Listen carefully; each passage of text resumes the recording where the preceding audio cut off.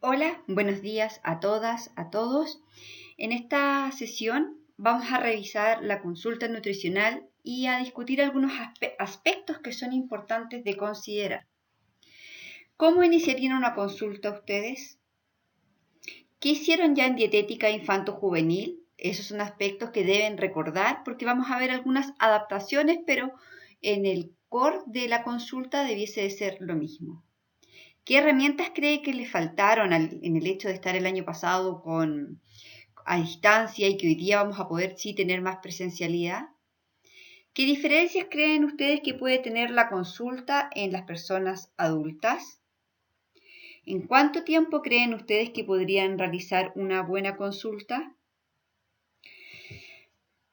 Una atención debiese considerar la entrevista. Y para hacer una entrevista hay que tener ciertas consideraciones y condiciones de un buen entrevistador.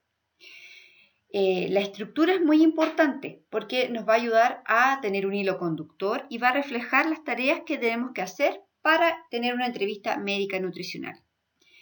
Lo importante es que seamos capaces de construir una relación, de establecer un vínculo de confianza y que esto no se contraponga con lo que podemos tener de a priori como la estructura de la entrevista. Cuando iniciamos la entrevista, nosotros vamos a tener que siempre saludar, presentarnos y dar espacio para que la persona se presente.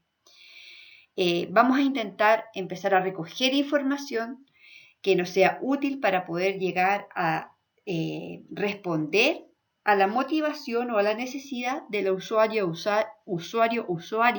que nos vaya a estar consultando. ¿Sí?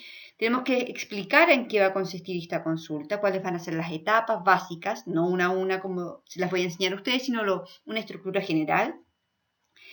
Y para que vamos a poder planificar en esta consulta nutricional, vamos a tener que ser capaces de entregar alguna indicación en el contexto y muy contextualizada finalmente en la persona, ¿ya? Y finalmente vamos a tener que ser capaces de cerrar la entrevista y hay aspectos importantes que desde lo administrativo y desde lo humano nos tenemos que fijar. Vamos a ir revisando paso a paso. Entonces, la primera consulta se va a distinguir de las consultas de seguimiento, porque en la primera consulta vamos a conocer a la persona. Por lo tanto, y en documentos anexos a esta clase, vamos a trabajar sobre la anamnesis. ¿Sí? Vamos a saber quién es el paciente o la paciente, el usuario o la usuaria, que es más bien a ese lenguaje con el que nos tenemos que referir. Vamos a identificar el motivo de consulta. Una de las formas de hacer esto es preguntando qué lo trae acá, por qué llegó a esta consulta, pero en realidad no sino que también debemos ser capaces de leer el motivo de consulta de los otros aspectos que la persona nos vaya contando. Vamos a indagar por signos o síntomas asociados, vamos a indagar si la persona viene por una derivación, si trae exámenes, y también vamos a tener que ser capaces de preguntar qué espera esta persona de la consulta, ¿sí? Porque ahí vamos a ir trabajando en conjunto con los aspectos psicológicos que han visto en el área de nutrición comunitaria, educación, conducta y salud, en todos esos cursos que finalmente ustedes van a tener que identificar la etapa de cambio, ¿sí?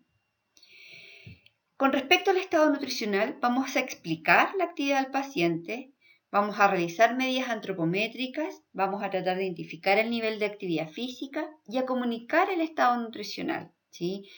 Esto hoy en día es súper importante que tengamos algunas consideraciones. Antes nosotros llegábamos y pesábamos a las personas. Hoy en día uno debiese de consultar a la persona, explicarle por qué sería bueno y preguntar si la podemos pesar, si le podemos realizar esta medición, por ejemplo, de pliegues en una consulta que sí se requiera o medir cintura, explicar por qué sería bueno y si efectivamente lo podemos hacer. ¿Podemos hacer una consulta nutricional sin objetivar el estado nutricional? Desde el punto de vista de la antropometría, sí. No tenemos que, porque las personas pueden decidir no querer pesarse y van a ver que ustedes que van a encontrar a personas que efectivamente tienen cierta fobia al peso. Pero lo más importante es que no centremos todas nuestras intervenciones en el peso. No centremos las metas siempre en el peso. Sin duda es importante, pero no en todos los casos lo vamos a poder hacer y no tenemos que fijarnos ni centrarnos en el peso. Podemos hacer una buena consulta nutricional solo tratando de llevar a una consejería cambiando hábitos que lleven a una alimentación saludable, no a una dieta, a una alimentación saludable que es una cosa mucho más conceptual. También vamos a indagar sobre la alimentación del paciente, ¿sí? Y hemos visto en evaluación del estado nutricional, cuando cuantificaban ingesta, la encuesta de recordatorio 24 horas de múltiples pasos. Por lo general, en una consulta nutricional, esa encuesta no viene al caso porque es muy larga. Por lo tanto, la vamos a hacer un poco más acotada, ¿ya? Vamos a explicar la actividad al paciente, vamos a realizar una encuesta y vamos a tener que ser capaces de tener suficiente material que nos ayude a cuantificar de modo general la encuesta. Pero también, nuevamente, no solo centrarnos en el análisis cuantitativo, sino también en el análisis cualitativo. ¿Qué tiempos de comida realiza la persona? ¿Qué tipo de preparaciones realiza? ¿Dónde come? ¿Con quién come? Etcétera, ¿ya? Con estas dos cosas que tienen que ver con el conocer a la persona, la evaluación desde el punto de vista de la antropometría, conocer la alimentación, nos va a empezar a ayudar a tener directrices del tratamiento nutricional para que sea personalizado. Y aquí vamos a comenzar un proceso de negociación y de modificaciones que también se va a fundamentar en la etapa de cambio que se encuentra la persona. Siempre en base al respeto, pero tengan en cuenta de que las personas esperan algo de nosotros, esperan una recomendación, esperan ideas concretas y eso nosotros tenemos que responder.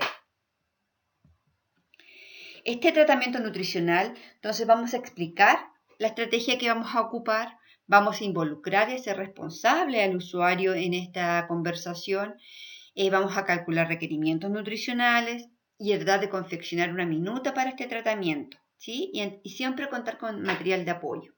Cuando estamos haciendo esta parte de cálculos, de requerimientos, de buscar una pauta, siempre es bueno y nos sirve el material de apoyo para que no se produzcan silencios incómodos. Ustedes pueden decir, ahora yo voy a parar un momento para poder realizar unos cálculos de cuánta energía, cuántas proteínas usted necesita, y mientras tanto puede leer este documento o este material de apoyo. Cuando nos acercamos a una segunda consulta en las personas, la anamnesis va a ser enfocada a qué pasó, ¿sí? Cómo influyó el tratamiento que les dimos, lo pudo realizar o no, qué mejorías en signos o síntomas tiene, este tratamiento funcionó para la persona, tuvo apoyo familiar o cuál fue el compromiso del resto para ayudarles. Podemos realizar un control de medidas antropométricas para ver evolución, pero no centrarnos solo como única meta en eso. Por eso, en la primera consulta es bueno establecer algunas metas, 2 o 3 acuerdos que le permitan sentir a la persona que está avanzando, ¿sí? Entonces podemos hacer este análisis en relación al manejo del peso, pero no centrarnos en el peso. También tenemos que establecer algunas metas. Por ejemplo, no sé, aumentar el consumo de agua y chequear. ¿Pudo aumentar el consumo de agua? ¿Qué hizo para aumentar el consumo de agua? Entonces te puede decir, mire, usted me dijo que anduviera con una botella, pero para mí eso era muy difícil. En cambio, me resultó, por ejemplo, poner una alarma para pararme y tomar agua fresca. Desde el punto de vista de la alimentación, vamos a poder chequear, hacer una encuesta, a ver qué cambió. Hacer el análisis cuantitativo y cualitativo, ¿sí? Dependiendo del cuál hayan sido nuestras metas. Si teníamos que ajustar, no sé, proteínas, vamos a ponerle foco a lo cuantitativo en esta encuesta. Pero si queríamos, por ejemplo, que la persona tomara más agua o comiera más fruta, vamos a hacer hincapié a buscar esos datos, ¿sí? Y podemos redefinir una estrategia nutricional. A lo mejor le dimos algo demasiado estructurado y esta persona necesita más libertad, más flexibilidad, ¿sí? O dimos algo muy flexible y esta persona necesita más estructura, ¿ya? Entonces vamos a evaluar las modificaciones que realizó la persona, vamos a evaluar que lo llamamos anteriormente transgresiones, pero en el fondo qué cosas no pudo realizar o qué cosas las hicieron sentir como limitada o como culpable a la persona. Y vamos a evaluar, en el fondo, cómo modificamos esta minuta y qué modificaciones podemos hacer. Vamos a establecer nuevos objetivos o reforzar las actitudes positivas que tuvo la persona. En esta diapositiva tiene el esquema del inicio de la sesión, donde es muy importante tratar de presentarnos, establecer un vínculo de confianza, Después vamos a ir recopilando información que nos sea útil, realizar el examen físico, que para nosotros la mayoría se centra en lo que tiene que ver con antropometría. Vamos a explicar y planificar.